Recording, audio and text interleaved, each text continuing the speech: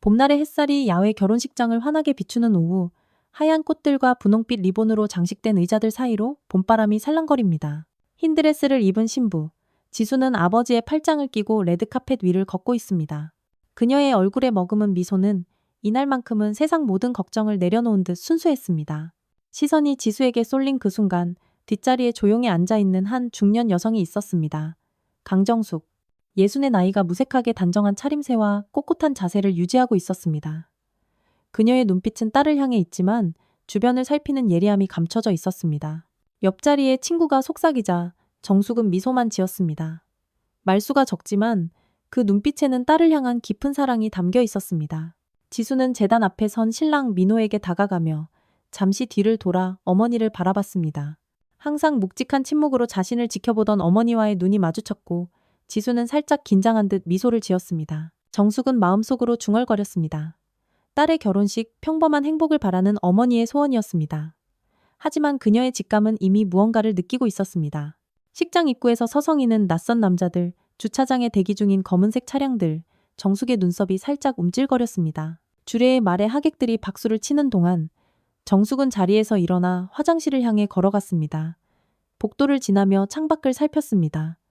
직감이 틀린 적은 없었습니다. 그녀는 핸드백에서 오래된 휴대폰을 꺼내 번호를 눌렀습니다. 나야. 전화로 잠시 침묵이 흐른 후 대답이 들려왔습니다. 언니? 두 사람은 짧게 대화를 나눴습니다. 무슨 일이야? 아니, 그냥. 정숙은 잠시 망설이다 대답했고 전화 너머의 미영은 정숙의 말투에서 무언가를 감지한 듯 했습니다. 어디야? 정숙은 짧게 위치를 알린 후 전화를 끊었습니다. 거울 앞에 선 그녀의 눈빛이 달라졌습니다. 이전의 조용한 중년 여성이 아닌 날카로운 경계심으로 가득 찬 눈동자였습니다. 손을 물에 씻으며 손등의 희미한 흉터를 바라봤습니다. 과거의 기억이 스쳐 지나갔지만 정숙은 깊게 숨을 내쉬며 감정을 다스렸습니다. 결혼식장으로 돌아온 정숙은 재단 앞에서 반지를 교환하는 지수와 민호를 바라봤습니다. 딸의 행복한 미소에 그녀도 따라 미소 지었습니다. 하지만 식장 뒤편에서 들리는 소음에 그녀의 미소가 굳어졌습니다. 정숙의 예리한 귀에는 여러 발자국 소리와 낮은 대화 소리가 들려왔습니다. 주례의 말과 함께 박수 소리가 울려 퍼질 때 식장 뒤편의 문이 거칠게 열렸습니다. 검은 정장을 입은 남자들이 줄지어 들어왔습니다. 맨 앞에 선 중년 남성은 날카로운 눈빛으로 식장을 둘러보다 민호에게 시선을 고정했습니다. 하객들은 혼란스러운 표정으로 서로를 바라보았고 일부는 불안한 듯 자리에서 일어섰습니다. 정숙은 조용히 일어나 딸을 향해 한 걸음 다가섰습니다. 마음속으로는 이미 알고 있었습니다. 평화로운 날은 여기까지였다는 것을. 검은 정장을 입은 남자가 비웃듯 느릿한 박수를 쳤습니다. 차광석. 새하얀 셔츠 위로 두꺼운 금목걸이가 번쩍이는 그의 얼굴에는 비웃음이 가득했습니다. 그의 뒤로 10명가량의 부하들이 식장 곳곳에 위치를 잡았습니다. 이게 누구야? 우리 민호 아니야? 신랑 민호가 떨리는 목소리로 물었습니다. 누구세요? 그의 얼굴은 창백해져 있었습니다. 지수는 본능적으로 민호의 팔을 잡으며 뒤로 물러섰습니다. 허, 이놈 봐라. 아저씨 얼굴도 잊었어? 광석이 비웃듯 말하자 민호의 얼굴이 더욱 하얗게 변했습니다. 하객들 사이에서 술렁임이 일었고 몇몇은 슬그머니 자리를 피하기 시작했습니다. 네, 아비. 최상무는 어디에 처박혀 있냐. 민호가 더듬거리며 말을 이었고 광석은 오래된 원한을 털어놓았습니다.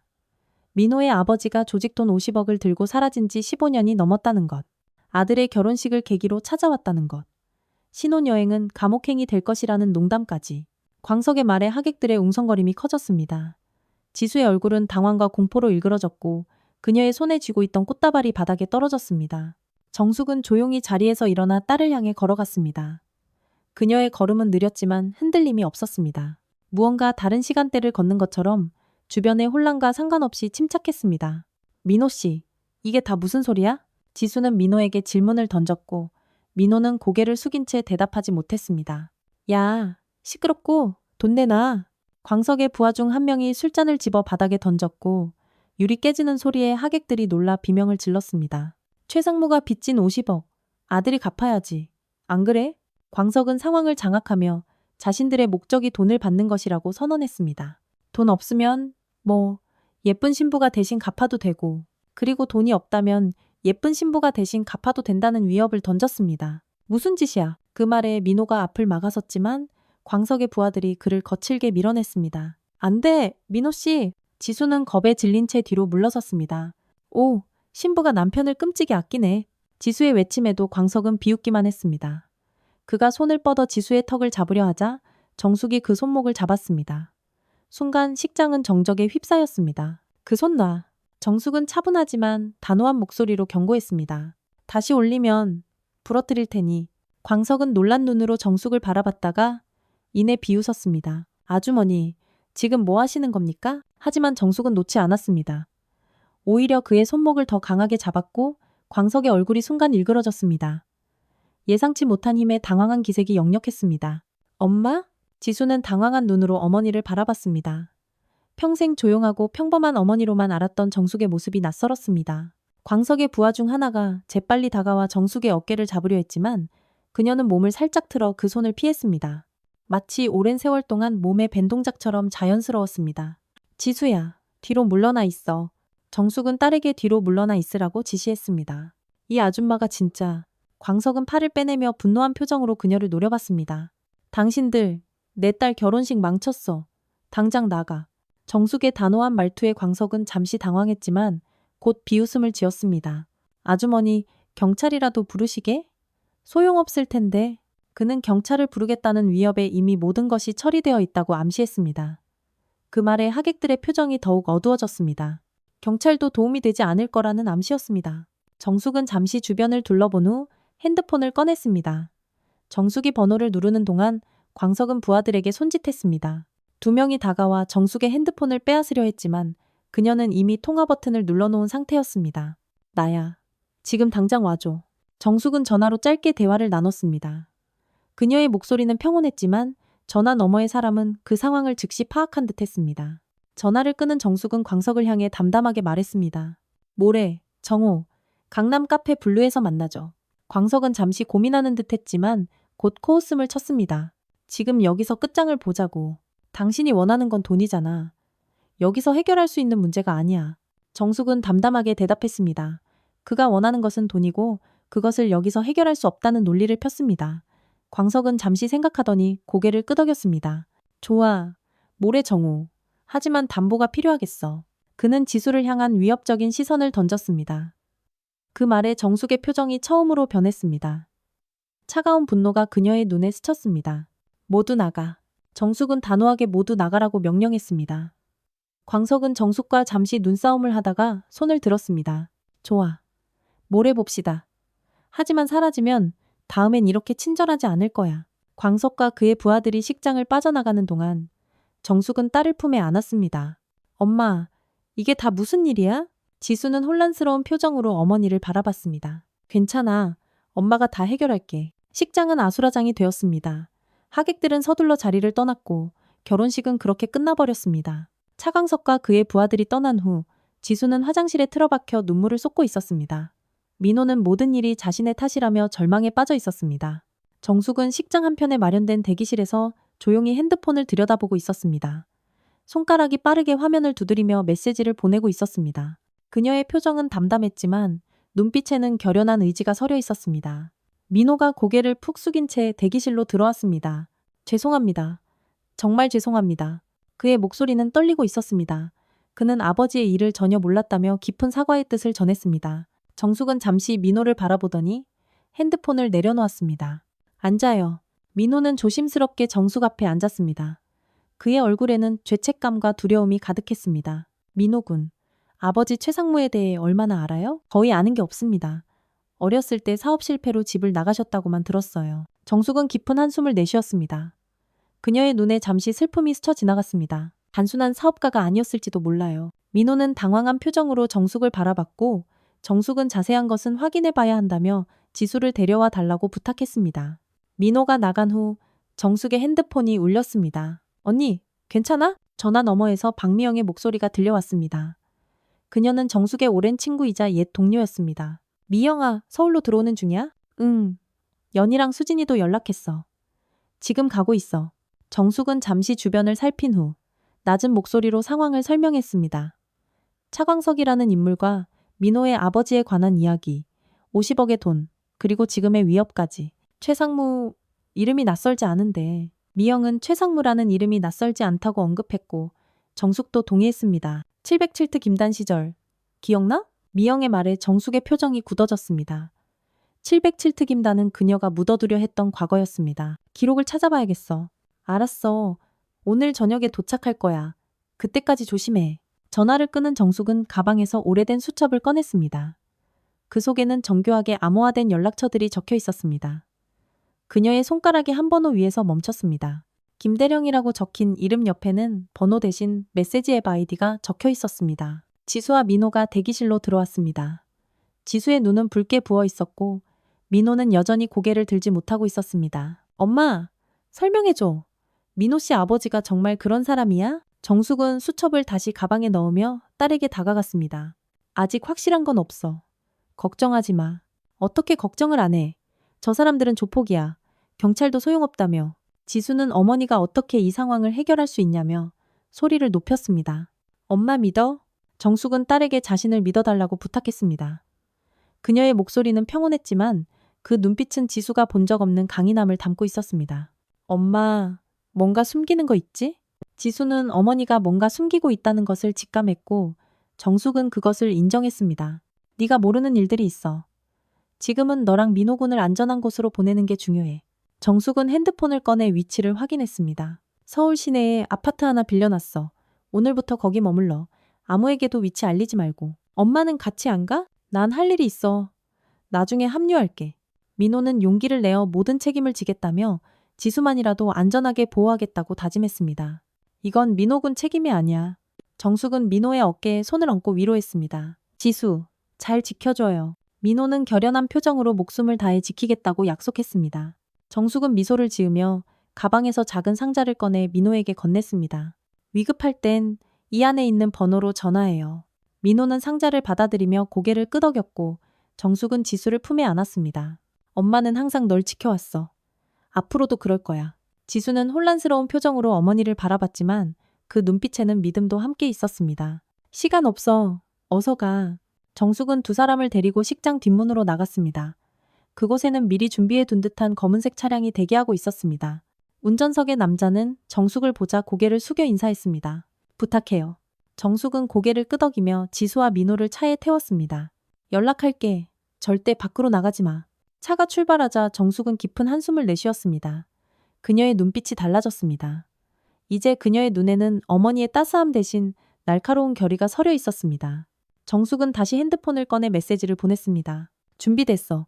과거로 돌아갈 시간이야. 저녁 무렵 남부의 한적한 카페. 정숙은 창가 자리에 앉아 밖을 내다보고 있었습니다. 그녀의 앞에는 찻잔 하나가 놓여 있었고 손가락은 오래된 은색 펜던트를 만지작거리고 있었습니다.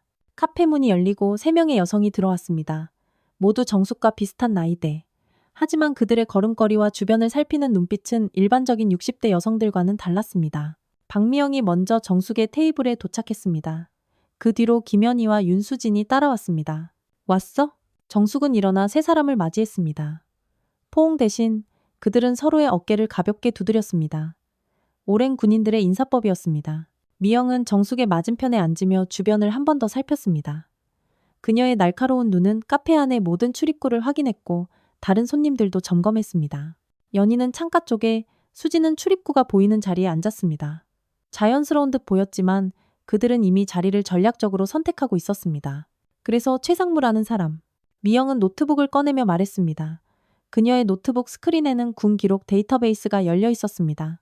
정숙은 간략하게 상황을 설명했습니다. 차광석이라는 조폭 두목이 딸의 결혼식에 나타났으며 민호의 아버지 최상무가 15년 전 조직 돈 50억을 가지고 사라졌다고 주장했다는 것. 그리고 그 빚을 청산하기 위해 모레 만나기로 약속했다는 것까지. 민호라는 친구는 얼마나 알고 있는데? 연희가 찻잔을 들어 한 모금 마시며 질문했습니다. 거의 아는 게 없어. 사업 실패로 집을 나갔다고만 들었대. 수진이 미영의 노트북 화면을 가리켰습니다. 그곳에는 최상무의 오래된 사진과 프로필이 띄어져 있었습니다. 찾았어. 미영은 정숙에게 화면을 보여주었고 정숙의 눈이 커졌습니다. 최상무 본명 최준혁. 그는 과거 국가정보원 소속이었으며 특히 자금 세탁과 관련된 작전을 주로 담당했습니다. 15년 전 어느 작전 중 실종되었고 공식적으로는 임무 수행 중 사망한 것으로 기록되어 있었습니다. 준혁이 오빠. 연희는 조용히 정숙의 어깨를 두드렸습니다. 정숙의 얼굴에는 복잡한 감정이 스쳐 지나갔습니다. 707특 임단 시절 그들은 최준혁과 함께 몇 차례 합동작전을 수행한 적이 있었습니다. 그는 뛰어난 요원이었고 특히 재정 추적과 자금 관리 능력이 탁월했습니다. 미영이 화면을 넘겼습니다. 이번에는 차광석의 정보가 나왔습니다. 그는 서울 남부 지역의 유명한 조직 보스로 불법 도박과 고리대금업으로 시작해 이제는 기업형 범죄 조직을 운영하고 있었습니다. 특히 최근 몇 년간 합법적인 사업으로 위장한 자금 세탁에 집중하고 있다는 정보가 있었습니다.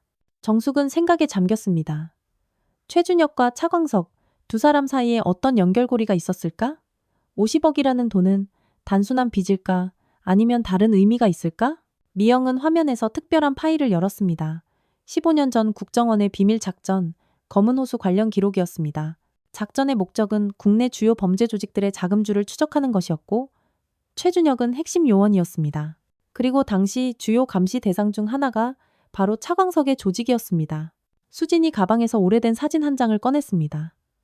707특임단 시절 그들과 함께 찍은 사진이었고 맨 오른쪽에는 젊은 최준혁이 서 있었습니다. 사진 뒷면에는 날짜와 함께 흑호 작전 성공 기념이라고 적혀 있었습니다. 정숙은 사진을 가만히 바라보다가 한숨을 내쉬었습니다. 실종이 아니라 의도적으로 사라진 걸 수도 있어. 아마도 그는 차광석의 조직을 내부에서 파악하기 위한 잠입 작전을 수행했을 수도 있다고. 그럴 가능성이 미영은 고개를 끄덕이며 동의했습니다. 15년 전 최준혁의 마지막 보고서에는 차광석 조직의 국제적 자금 세탁 네트워크를 발견했다는 내용이 있었고 그 직후 그가 사라진 것이었습니다. 정숙은 핸드폰을 꺼내 민호에게 문자를 보냈습니다. 어머니가 최준혁에 관한 어떤 물건이라도 가지고 있는지 물어봐줘. 그리고 어머니 성함도 알려주고. 근데 왜 하필 지금 나타난 걸까? 연희는 차광석이 왜 하필 지금 나타났는지 의문을 제기했습니다.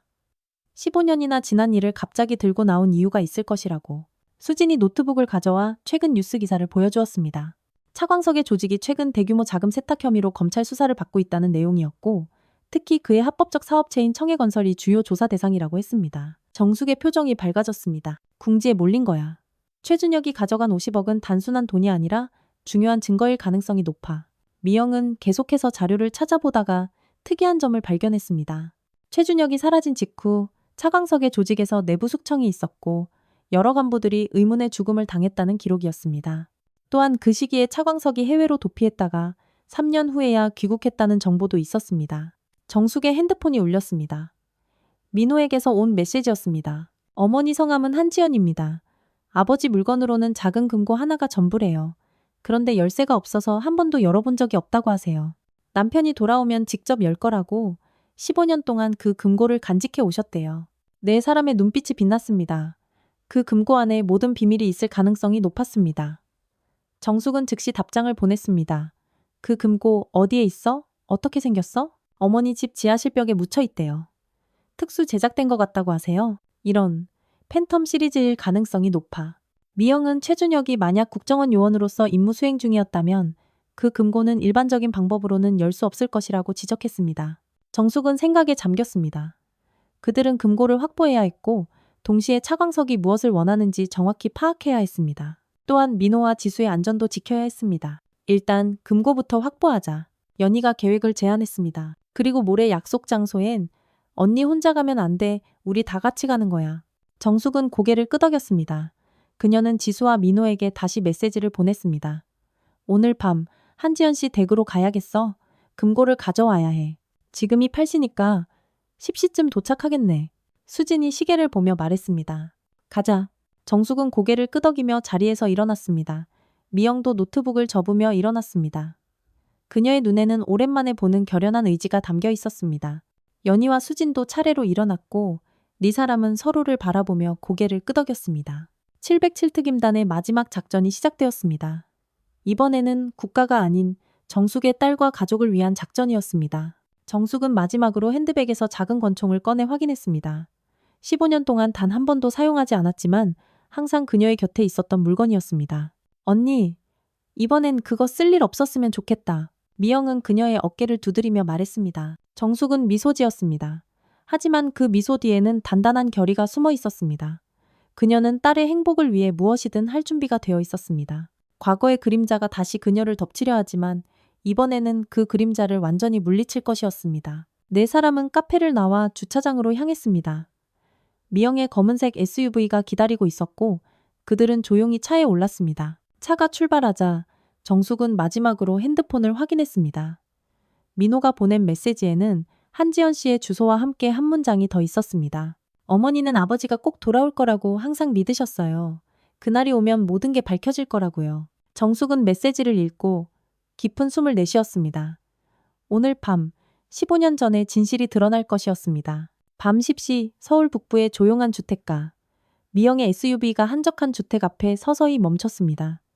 정숙을 포함한 4사람은 차 안에서 주변을 살폈습니다. 2층짜리 작은 단독주택은 어둠 속에서 조용히 서 있었고 1층의 창문에서만 희미한 불빛이 새어나오고 있었습니다. 미영은 핸드폰으로 주변 지도를 확인했습니다.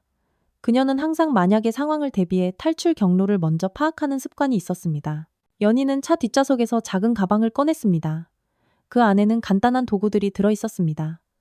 금고를 옮기는데 필요할지도 모르는 장비들이었습니다. 정숙은 민호에게 메시지를 보냈습니다. 도착했어.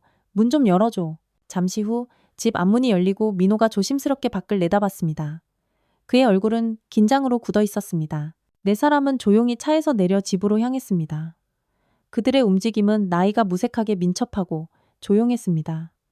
마치 수십 년 전으로 돌아간 듯한 전문성이 묻어났습니다. 민호는 정숙을 보자 깊게 고개를 숙였습니다. 그의 뒤로 지수가 보였고 그녀의 옆에는 60대 초반으로 보이는 여성이 서 있었습니다. 한지연 민호의 어머니였습니다. 그녀의 얼굴은 단정했지만 오랜 기다림의 흔적이 깊게 새겨져 있었습니다. 지연은 정숙과 나머지 세 여성을 보자 놀란 표정을 지었습니다. 그러나 곧 그녀의 눈에 이해의 빛이 스쳤습니다. 마치 오래전부터 이 순간을 예상했던 것처럼 말입니다. 지연은 말없이 고개를 끄덕이며 4사람을 안으로 안내했습니다. 거실에 들어서자 테이블 위에는 차와 간단한 다과가 준비되어 있었습니다. 그러나 누구도 그것에 관심을 두지 않았습니다. 금고는 어디에 있나요?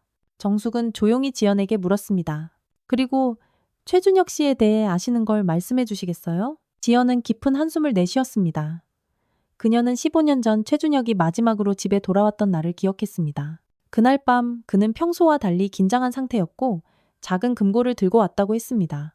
그는 지연에게 절대로 그 금고를 열지 말라고 했고 자신이 돌아오지 않으면 언젠가 그들이 찾아올 것이라고 했습니다. 지연의 눈에 눈물이 고였습니다. 최준혁은 자신이 국정원 요원이며 위험한 임무를 수행하고 있다고 마지막에야 털어놓았다고 합니다. 그리고 그날 밤 이후 그는 다시는 돌아오지 않았습니다. 차광석이라는 이름 들어보신 적 있으세요? 미영은 조심스럽게 질문했습니다. 지연은 고개를 저었습니다. 구체적인 이름은 말하지 않았지만 큰 조직의 내부에 잠입해 있다는 것만 알려주었다고 합니다. 정숙은 지수의 손을 잡고 위로했습니다. 지수의 얼굴은 충격과 혼란으로 가득했습니다. 그녀는 자신의 예비 시아버지가 실종된 국정원 요원이었다는 사실을 받아들이기 힘들어 보였습니다. 지연은 일어나서 4사람을 지하실로 안내했습니다. 좁은 계단을 내려가자 습기 찬 지하실이 나왔고 그곳의 벽 한쪽에는 콘크리트로 절반쯤 덮인 금속 금고가 보였습니다. 크기는 그리 크지 않았지만 매우 견고해 보였습니다. 연희와 수지는 즉시 도구를 꺼내 금고 주변의 콘크리트를 조심스럽게 제거하기 시작했습니다. 2사람의 손놀림은 전문가처럼 빠르고 정확했습니다. 미영은 금고의 종류를 살펴보며 눈을 좁혔습니다. 팬텀 시리즈가 맞아. 국정원 특수 요원들이 쓰는 거야. 생체 인식이랑 암호, 이중 잠금 장치야.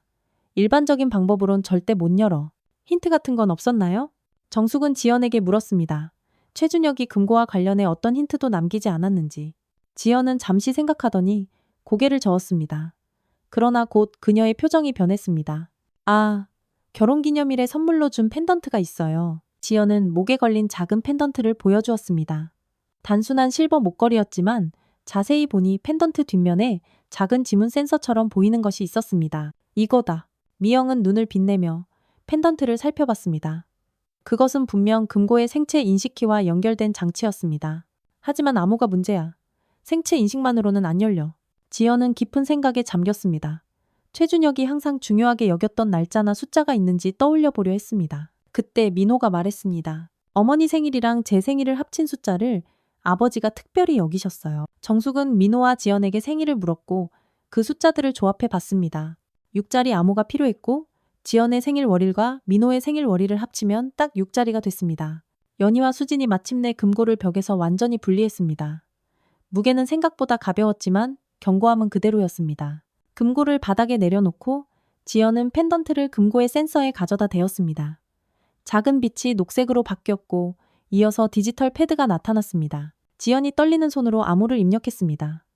모두가 숨을 죽인 채 지켜봤습니다. 마지막 숫자가 입력되자 금고에서 작은 소리가 났고 문이 살짝 열렸습니다. 지연은 눈물을 참으며 금고 문을 완전히 열었습니다. 안에는 검은색 방수 가방 하나와 봉인된 편지 봉투가 있었습니다. 봉투에는 한지연에게라고 적혀 있었습니다. 지연은 떨리는 손으로 편지를 집어들었습니다. 그러나 그녀는 아직 열 준비가 되지 않은 듯 했습니다. 대신 검은 가방을 정숙에게 건넸습니다. 정숙은 조심스럽게 가방을 열었습니다. 안에는 USB 드라이브, 여러 장의 문서, 그리고 작은 녹음기가 들어 있었습니다. 미영은 즉시 문서를 살펴보기 시작했고 연희는 USB를 확인하기 위해 노트북을 꺼냈습니다. 미영의 얼굴이 굳어졌습니다. 문서들은 차광석의 조직과 연결된 여러 기업과 정치인들의 명단이었습니다. 자금 세탁 경로와 금액, 날짜가 상세히 기록되어 있었고 특히 청해건설이라는 회사를 통한 대규모 비자금 조성에 관한 내용이 핵심이었습니다. 연희도 USB의 내용을 확인하고 놀란 표정을 지었습니다. 그 안에는 차광석과 여러 고위 인사들의 비밀 만남을 담은 영상과 음성 파일이 있었습니다. 명백한 증거 자료들이었습니다. 정숙은 녹음기를 작동시켰습니다. 최준혁의 목소리가 흘러나왔습니다. 그는 자신이 차광석의 조직에 깊숙이 잠입했으며 거대한 비리 네트워크를 발견했다고 말했습니다. 그러나 어떤 이유로 조직 내 자신의 정체가 노출될 위기에 처했고 증거를 안전하게 보관하기 위해 잠시 모습을 감춰야 한다고 했습니다. 녹음의 마지막 부분에서 최준혁은 특별히 50억을 언급했습니다. 그것은 실제 돈이 아니라 차광석이 해외로 빼돌린 영억 원대 비자금의 계좌 접근 코드였습니다. 50억이라는 숫자는 암호였던 것입니다. 모두가 이 사실에 충격을 받았습니다. 차광석이 찾는 것은 돈이 아니라 그의 불법 자금에 접근할 수 있는 열쇠였고 동시에 그를 감옥에 보낼 수 있는 결정적 증거였습니다. 지연은 마침내 편지를 열었습니다. 그녀의 손이 떨리고 있었습니다. 편지에는 최준혁의 마지막 말들이 적혀 있었습니다. 그는 자신이 아마도 돌아오지 못할 것이라고 예상했고 가족을 위험에 빠뜨리지 않기 위해 모든 흔적을 지우고 사라져야 했다고 했습니다. 그러나 편지의 마지막에는 놀라운 내용이 있었습니다. 최준혁은 자신이 해외의 안전한 장소로 도피했으며 언젠가 모든 것이 끝나면 돌아오겠다고 약속했습니다. 그리고 만약 이 금고가 열렸다면 그것은 차광석이 다시 나타났다는 의미이고 이제 최종 단계를 실행할 때라고 했습니다. 편지 맨 아래에는 해외 전화번호가 적혀 있었습니다. 지연의 눈에서는 눈물이 흘러내렸습니다. 15년 동안 기다려온 순간이었습니다. 정숙은 지연의 어깨를 토닥였습니다. 이제 우리가 차광석을 끝낼 수 있어요.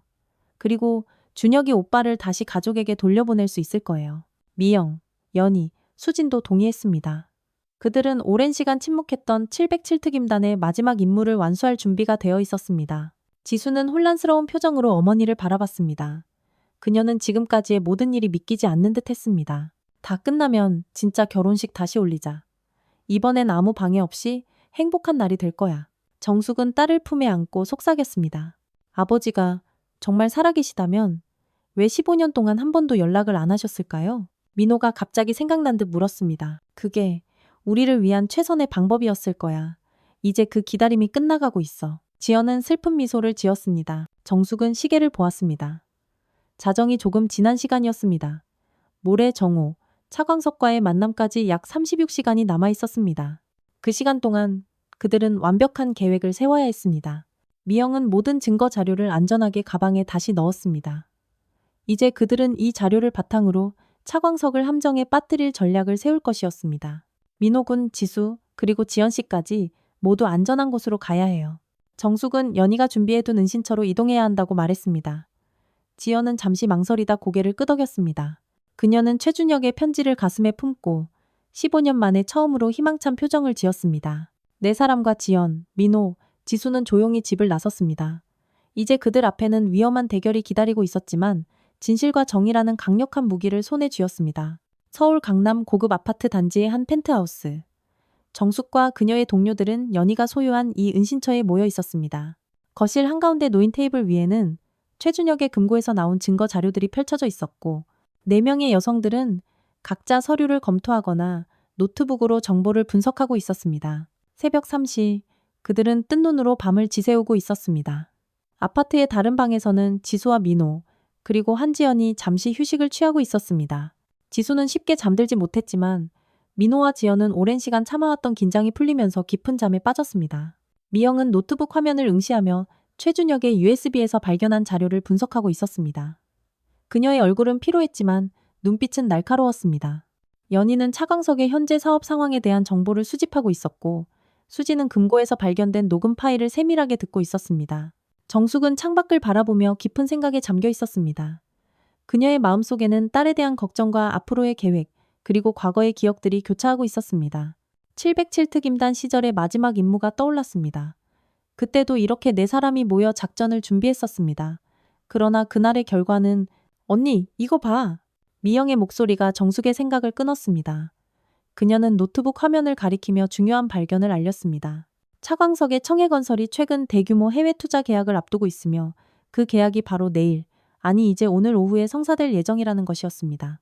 계약 금액은 무려 1조 원대로 이 계약을 통해 차광석은 그동안의 비자금을 완벽하게 세탁하려는 계획이었습니다. 그 계약 상대방, 페이퍼 컴퍼니야. 결국 차광석이 통제하는 또 다른 회사라고. 연희가 덧붙였습니다. 찾았어. 최준혁이 말한 50억 코드. 단순한 계좌 접근 키가 아니야. 차광석의 전체 불법 네트워크를 파악할 수 있는 데이터베이스 암호야. 수지는 녹음 파일에서 결정적인 부분을 발견했습니다. 그 데이터베이스에는 정치인, 기업인, 심지어 일부 사법기관 인사들까지 연루된 거대한 부패 네트워크가 담겨 있었습니다. 정숙은 천천히 고개를 끄덕였습니다. 이제 상황이 명확해졌습니다. 차광석이 갑자기 나타난 이유, 그가 50억을 찾는 진짜 이유, 그리고 왜 지금 이 시점인지까지. 모든 것이 오늘 오후의 계약과 연결되어 있었습니다. 그럼 준혁이 오빠는 어디에 있을까? 편지에 남긴 번호로 연락해봐야 하지 않을까? 미영이 질문했습니다. 아니, 아직은 때가 아니야. 정숙은 잠시 생각한 후 고개를 저었습니다. 최준혁이 정말 살아있고 이 모든 것을 지켜보고 있다면 그에게도 분명 계획이 있을 것이라고 생각했습니다. 그들은 먼저 차광석을 상대해야 했습니다. 정오에 만나는 자리에서 증거 일부만 보여주고 나머지는 안전한 곳에 보관했다고 속이는 거야. 그리고 계약을 포기하면 민호랑 지수를 건드리지 않겠다는 거래를 제안하는 거지. 연희가 계획을 제안했습니다. 차광석이 그런 제안을 받아들일 리가 없어. 분명 증거를 다 내놓으라고 할 거고 거절하면 폭력을 쓸 거야. 수진이 의문을 제기했습니다. 그게 바로 우리가 원하는 거야. 정숙은 미소를 지었습니다. 차광석이 공개적인 장소에서 폭력을 사용하도록 유도하고 그 모습을 증거로 남겨 경찰에 넘기는 것입니다. 거기에 기자들까지 부르면 어때? 청해건설 계약 소식은 이미 언론에 알려졌으니까 익명으로 정보를 흘리는 거지. 미영이 더 나아가 제안했습니다. 공개적인 장소, 기자들, 그리고 그들이 가진 결정적인 증거가 결합하면 차광석은 궁지에 몰릴 것이었습니다. 정숙은 동의했습니다. 그러나 한 가지 더 생각해야 할 것이 있었습니다. 지수와 민호, 그리고 한지연의 안전이었습니다. 내 옛 동료 중에 아직 현역으로 일하는 특수부대 출신이 있어. 그 친구한테 부탁해서 세 사람을 보호하게 하자. 연희가 해결책을 내놓았습니다. 새벽 4시 그들은 마침내 계획의 윤곽을 잡았습니다. 정숙은 피로에 지친 얼굴로 미소 지었습니다. 이제 세부 사항을 조율하고 각자의 역할을 정확히 파악해야 했습니다. 잠시 후 지수가 거실로 나왔습니다. 그녀는 잠을 이루지 못했다는 듯 피곤한 표정이었지만 눈빛은 단단했습니다. 엄마, 이 모든 일이 끝나면 어떻게 되는 거야? 민호 씨 아버지는 정말 돌아오실 수 있을까? 확신할 순 없어. 하지만 우린 최선을 다할 거야. 진실은 밝혀질 거고, 그리고 무슨 일이 있어도 네 행복은 엄마가 지킬게. 지수는 어머니의 손을 꼭 잡았습니다. 그녀의 눈에는 이제 두려움보다 결연함이 더 크게 자리 잡고 있었습니다. 아침 6시, 해가 떠오르기 시작했습니다. 네 사람은 각자의 역할을 명확히 하고 마지막 준비를 시작했습니다. 미영은 증거 자료를 디지털화하고 여러 곳에 백업했습니다. 연희는 특수부대 출신 동료에게 연락해 보호 계획을 세웠고, 수지는 차광석에 관한 최신 정보를 계속 수집했습니다. 정숙은 오래된 가방에서 작은 상자를 꺼냈습니다. 그 안에는 특수 제작된 통신 장비가 들어 있었습니다. 707특임단 시절 사용하던 것으로 일반적인 방법으로는 도청이 불가능한 장비였습니다. 네 사람은 각자 귀에 넣는 초소형 무선 이어피스를 장착했습니다. 아침 7시 한지연이 깨어나 거실로 나왔습니다. 그녀는 어젯밤의 충격에서 벗어나 조금 더 침착해 보였습니다. 정숙은 그녀에게 다가가 오늘의 계획을 설명했습니다. 한지연은 묵묵히 듣고 있다가 한 가지 요청을 했습니다. 저도 그 자리에 가고 싶어요. 정숙과 다른 세 사람은 놀라움을 감추지 못했습니다. 너무 위험해요. 차광석이 알아볼 수도 있고요. 미영이 반대했습니다. 아니요. 저와 그 사람은 결혼 후에도 별개의 삶을 살았어요. 제 얼굴을 알 리가 없어요. 남편을 빼앗아간 사람의 얼굴을 제 눈으로 직접 보고 싶어요. 정숙은 잠시 생각한 후 조건을 제시했습니다. 한지연이 함께 가되 절대 전면에 나서지 않고 연희가 지정한 안전한 위치에서만 상황을 지켜본다는 조건이었습니다. 한지연은 동의했습니다. 오전 9시 민호가 마지막으로 일어났습니다. 그는 어젯밤의 충격에서 아직 완전히 벗어나지 못한 듯했지만 결연한 표정으로 모두에게 인사했습니다. 저 때문에 모두 위험에 처하게 해서 죄송합니다. 내 잘못이 아니야. 오히려 이 기회에 15년 된 진실이 밝혀질 수 있게 됐잖아. 정숙은 민호를 위로했습니다. 저도 제가 할 수 있는 일이 있다면 돕고 싶어요. 좋아. 민호군이 차광석에게 직접 전화해서 50억에 관한 정보를 가지고 있으니 만나자고 하는 거야. 그럼 차광석은 민호군이 주도권을 잡으려 한다고 생각하고 더 조심스럽게 접근할 수밖에 없을 거야. 미영이 제안했습니다. 민호는 잠시 긴장했지만 곧 고개를 끄덕였습니다. 그는 이제 더 이상 도망치지 않겠다고 자신의 아버지가 남긴 일을 제대로 마무리하고 싶다고 했습니다. 오전 10시 모든 준비가 완료되었습니다.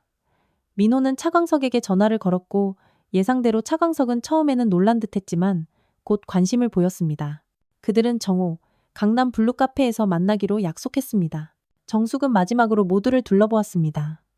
미영, 연희, 수지는 707 특임단 시절의 날카로운 눈빛을 되찾고 있었고 지수와 민호는 긴장했지만 결연했으며 한지연은 15년 만에 처음으로 희망을 품은 표정이었습니다. 정숙은 깊은 숨을 들이마셨습니다. 이제 그들은 과거의 그림자와 마주할 준비가 되었습니다.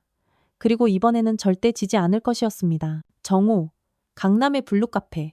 고급스러운 인테리어의 2층 카페는 평일 점심시간임에도 한산했습니다. 정숙은 이미 그 이유를 알고 있었습니다. 미영이 카페 주인에게 적지 않은 금액을 지불하고 오늘 하루 카페를 전세 내다시피 했기 때문입니다.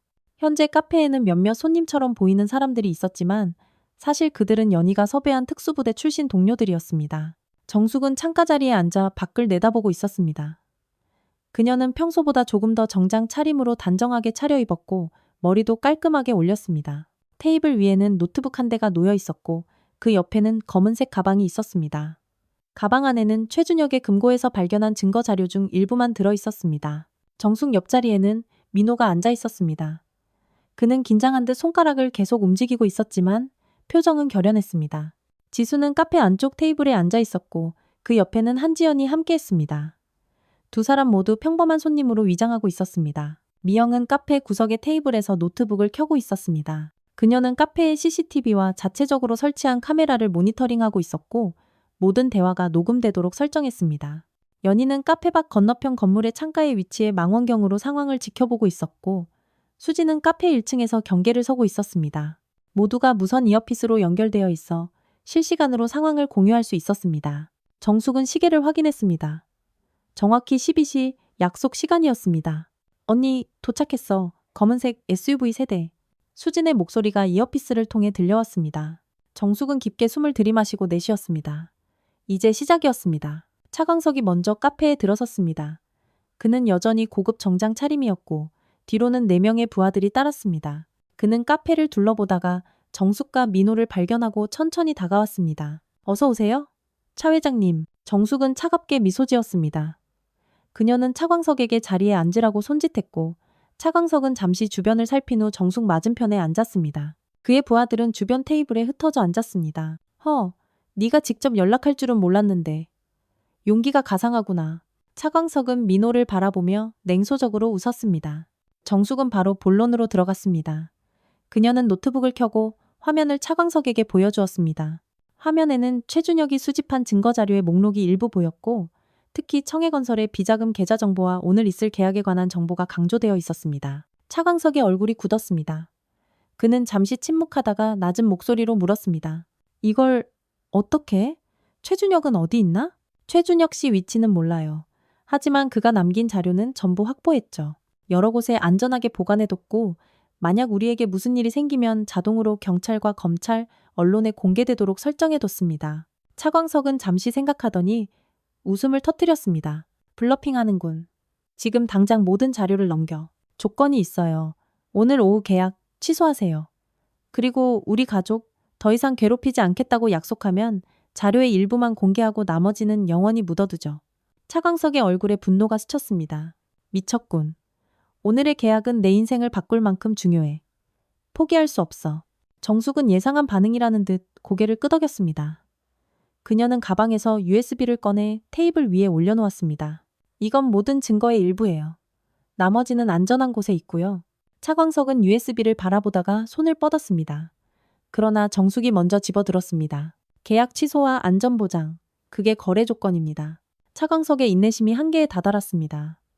그는 부하들에게 신호를 보냈고 그들은 일제히 자리에서 일어났습니다. 카페 안에 긴장감이 고조되었습니다. 그때 카페 문이 열리고 여러 명의 기자들이 들어왔습니다. 미영이 익명으로 제보한 결과였습니다. 기자들은 차광석을 발견하고 카메라를 들이대기 시작했습니다. 차광석은 당황한 기색이 역력했습니다. 지금 우리를 위협하면 모든 게 언론에 공개될 겁니다. 선택하세요. 정숙은 이 기회를 놓치지 않았습니다. 차광석은 분노를 억누르며 기자들을 피해 정숙에게 속삭였습니다. 이대로 안 끝나. 반드시 복수하겠어. 우린 단순한 민간인이 아니에요. 예전 707트 김단 출신이죠. 당신 위협 하나도 안 무서워요. 정숙은 미소 지으며 차광석에게 가까이 다가가 귓속말로 말했습니다. 차광석의 얼굴이 창백해졌습니다. 707트 김단, 그는 그 이름을 알고 있었습니다. 한국 최고의 특수부대 중 하나로 특히 그들의 여성팀은 전설적인 존재였습니다. 그때 카페 바깥에서 소란이 일어났습니다. 경찰차 여러 대가 도착하는 소리가 들렸고 이어서 연희의 목소리가 이어피스를 통해 들려왔습니다. 언니, 검찰 특수부 요원들도 도착했어. 미영이 자리에서 일어나 정숙에게 신호를 보냈습니다. 그녀가 연락한 검찰 특수부 출신 친구가 도움을 준 것이었습니다. 그들은 차광석의 청해건설 계약에 관한 제보를 받고 출동한 것이었습니다. 차광석은 더 이상 빠져나갈 길이 없음을 깨달았습니다.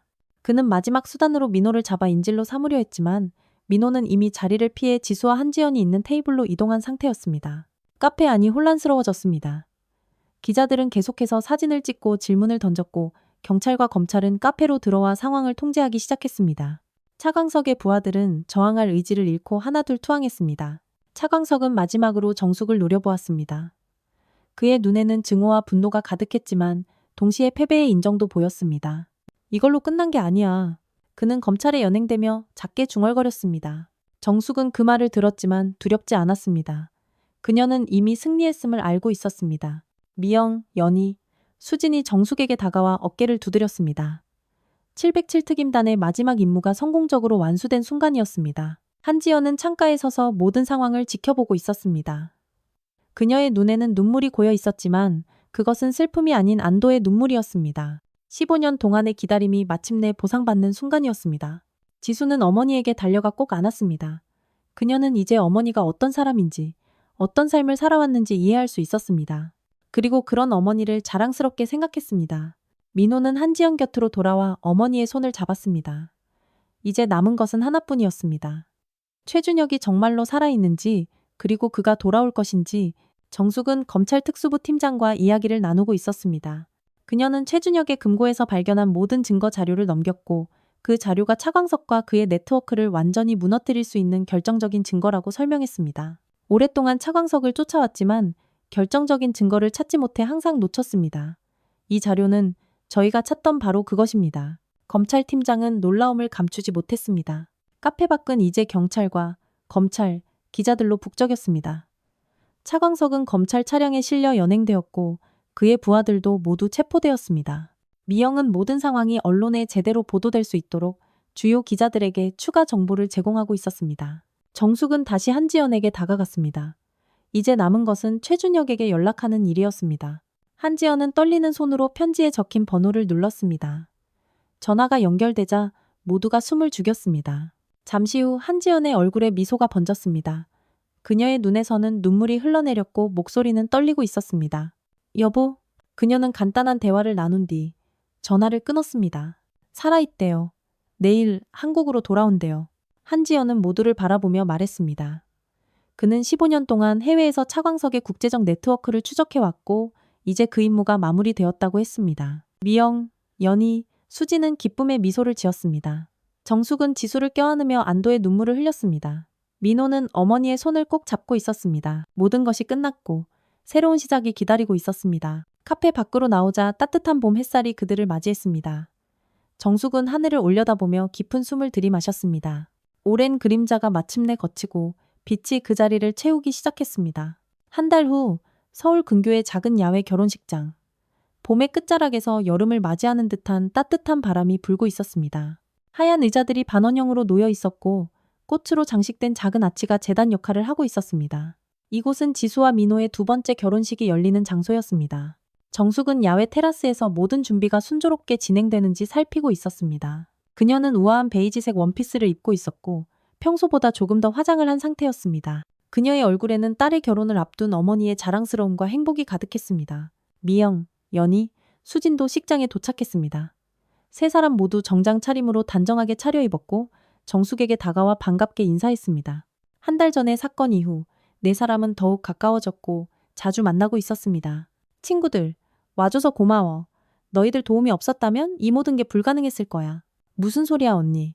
707특임단의 마지막 임무가 이렇게 아름다운 결말로 끝나서 우리도 기뻐. 미영은 웃으며 정숙의 어깨를 두드렸습니다. 하객들이 하나둘 도착하기 시작했습니다. 이번 결혼식은 첫 번째보다 더 소박했지만 더 진정성 있고 따뜻했습니다. 지수와 민호가 직접 초대한 가까운 사람들만 참석했고 모두가 두 사람의 새로운 시작을 진심으로 축하하러 온 이들이었습니다. 정숙은 신부 대기실로 향했습니다. 지수는 거울 앞에 앉아 마지막 준비를 하고 있었습니다. 그녀는 첫 번째 결혼식 때와 같은 웨딩드레스를 입고 있었지만 이번에는 더 밝고 자신감 넘치는 표정이었습니다. 우리 딸, 정말 예쁘다. 정숙은 딸을 꼭 안아주었습니다. 오늘은 아무 방해 없이 완벽한 결혼식이 될 거야. 고마워, 엄마. 엄마가 내 곁에 있어서 정말 든든해. 지수는 감사의 눈빛으로 어머니를 바라봤습니다. 다른 방에서는 민호가 긴장한 듯 넥타이를 매만지고 있었습니다. 그의 옆에는 두 명의 남성이 서 있었습니다. 한 명은 민호의 대학 친구로 오늘의 들러리 역할을 맡았습니다. 다른 한 명은 바로 최준혁, 민호의 아버지였습니다. 최준혁은 15년 만에 한국으로 돌아왔습니다.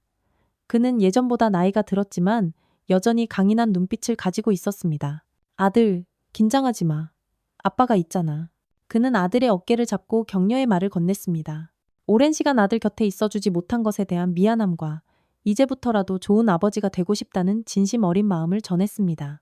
민호는 아버지를 바라보며 미소 지었습니다. 처음에는 아버지의 귀환을 받아들이기 어려웠지만 한 달 동안 그가 들려준 이야기와 그가 보여준 진심을 통해 조금씩 마음을 열기 시작했습니다. 결혼식이 시작되었습니다. 하객들이 모두 자리에 앉았고 민호는 제단 앞에 섰습니다. 그의 옆에는 친구가 서 있었고 앞줄에는 최준혁과 한지연이 나란히 앉아 있었습니다. 두 사람은 15년 만에 재회 후 다시 한번 사랑을 확인했고 이제 함께 새로운 삶을 시작하고 있었습니다. 음악이 흐르고 지수가 정숙의 팔짱을 끼고 입장했습니다. 모든 하객들이 일어나 박수를 쳤고 지수의 얼굴에는 행복한 미소가 번졌습니다. 정숙은 딸을 제단까지 데려다주며 민호에게 지수를 맡겼습니다. 그녀는 두 사람에게 축복의 미소를 보내고 자리로 돌아갔습니다. 줄에는 정숙의 오랜 지인이 맡았습니다. 그는 따뜻한 목소리로 두 사람의 결혼을 축하하고 어려움을 이겨낸 두 사람의 사랑을 칭찬했습니다. 민호와 지수는 서로를 바라보며 결혼 서약을 읽었고 반지를 교환했습니다. 그리고 마침내 두 사람은 첫 키스를 나누었습니다. 모든 하객들이 기쁨의 박수를 보냈습니다. 정숙은 첫 번째 줄에 앉아 딸의 행복한 모습을 지켜보며 눈물을 흘렸습니다. 그것은 기쁨의 눈물이자 안도의 눈물이었습니다. 그녀는 마침내 딸에게 평범하지만 소중한 행복을 선물할 수 있었습니다. 결혼식이 끝나고 피로연이 시작되었습니다. 테라스에 마련된 테이블에서 하객들은 음식을 즐기며 대화를 나누었습니다. 정숙은 미영, 연희, 수진과 함께 한 테이블에 앉아 있었고 최준혁과 한지연도 잠시 그들과 합류했습니다. 정숙 씨, 정말 감사합니다. 당신과 707특임단 동료들 덕분에 제가 다시 가족에게 돌아올 수 있었습니다. 최준혁은 정숙에게 깊은 감사의 마음을 전했습니다. 이제 저희도 민호랑 지수 행복하게 잘 살도록 옆에서 열심히 돕겠습니다. 한지연도 정숙의 손을 잡고 감사했습니다. 피로연이 한창일 때 지수가 정숙에게 다가왔습니다. 엄마, 나랑 춤춰요. 정숙은 잠시 망설였지만 딸의 손을 잡고 중앙으로 나갔습니다. 음악이 흐르는 가운데 어머니와 딸은 춤을 추며 서로를 바라봤습니다. 엄마가 나를 위해 어떤 삶을 살아왔는지, 어떤 희생을 했는지 이제 조금은 알 것 같아요. 저도 엄마처럼 강한 사람이 되고 싶어요. 진정한 강함은 폭력이나 권력이 아니라 사랑하는 사람을 지키려는 의지에서 나오는 거야. 넌 이미 충분히 강한 사람이란다. 정숙은 미소 지으며 대답했습니다. 춤이 끝나고 정숙은 잠시 자리를 비워 야외 정원으로 나갔습니다. 그녀는 고요한 공간에서 깊은 숨을 들이마셨습니다. 저녁 노을이 하늘을 붉게 물들이고 있었고 봄의 마지막 꽃들이 여전히 아름답게 피어 있었습니다. 미영이 정숙을 찾아 정원으로 왔습니다. 그녀는 정숙의 옆에 서서 함께 노을을 바라봤습니다. 두 사람은 말없이 그 순간을 함께했습니다. 오랜 동료이자 친구로서 그들은 말없이도 서로의 마음을 이해했습니다. 언니, 이제 뭐 할 거야? 미영이 먼저 입을 열었습니다. 글쎄, 그동안 딸을 위해, 임무를 위해 살아왔는데 이제는 나를 위한 삶을 살고 싶어. 여행도 가고 새로운 것도 배우고 그냥 평범하게. 그거 좋네. 우리 넷이 같이 여행 다니는 것도 좋겠다. 미영은 웃으며 정숙의 어깨를 토닥였습니다. 정원으로 연희와 수진도 합류했습니다. 네 사람은 나란히 서서 노을을 바라봤습니다. 그들은 707특임단 시절부터 함께했고 이제 인생의 새로운 장을 함께 열어가고 있었습니다. 지수와 민호가 피로연을 마치고 하객들에게 인사를 나누고 있을 때 정숙은 다시 식장으로 돌아왔습니다. 그녀는 딸의 행복한 모습을 보며 만족스러운 미소를 지었습니다. 모든 것이 제자리를 찾아가고 있었습니다. 행사가 끝나갈 무렵 지수와 민호는 신혼여행을 떠날 준비를 했습니다. 그들은 발리로 일주일간의 여행을 계획했고 돌아와서는 새 아파트에서 새 삶을 시작할 예정이었습니다. 엄마, 고마워. 세상에서 제일 자랑스러운 우리 엄마. 나도 엄마처럼 강한 사람이 될게. 지수는 출발하기 전 정숙에게 다가와 꼭 안아주었습니다. 행복하기만 하면 돼. 그게 엄마가 바라는 유일한 거야. 지수와 민호가 떠난 후 정숙은 미영, 연희, 수진과 함께 남은 정리를 도왔습니다. 그들은 마지막 손님들을 배웅하고 장소를 깨끗이 정리했습니다. 모든 일이 끝나고 네 사람은 함께 식장을 빠져나왔습니다. 밤하늘에는 별들이 빛나고 있었고 달은 은은한 빛을 비추고 있었습니다. 정숙은 하늘을 올려다보며 깊은 숨을 내쉬었습니다. 그녀의 마음은 평온했습니다. 딸은 행복한 결혼식을 올렸고 오랜 동료들과 다시 뭉쳤으며 이제 그녀 자신을 위한 새로운 삶이 시작되고 있었습니다. 언니, 우리 저녁이나 먹으러 갈까? 미영이 정숙의 어깨를 가볍게 쳤습니다. 정숙은 미소 지으며 고개를 끄덕였습니다. 그렇게 네 사람은 나란히 걸어갔습니다. 과거의 707특임단, 이제는 평범한 60대 여성들이 된 그들은 이제 또 다른 모험을 향해 나아가고 있었습니다. 그리고 정숙은 알고 있었습니다. 어떤 어려움이 닥쳐도 그녀는 다시 일어설 것이고 사랑하는 사람들을 지킬 것이며 자신의 삶을, 자신의 행복을 찾아갈 것이라는 사실을. 그녀는 신부의 엄마였고 707특임단의 요원이었으며 이제는 그저 강정숙이라는 한 여성으로서 자신의 삶을 살아갈 준비가 되어 있었습니다. 밤하늘의 별이 더욱 밝게 빛났고 봄의 바람이 그들의 머리카락을 살랑거렸습니다. 그렇게 그녀는 신부의 엄마였다의 이야기는 새로운 시작을 향해 나아갔습니다.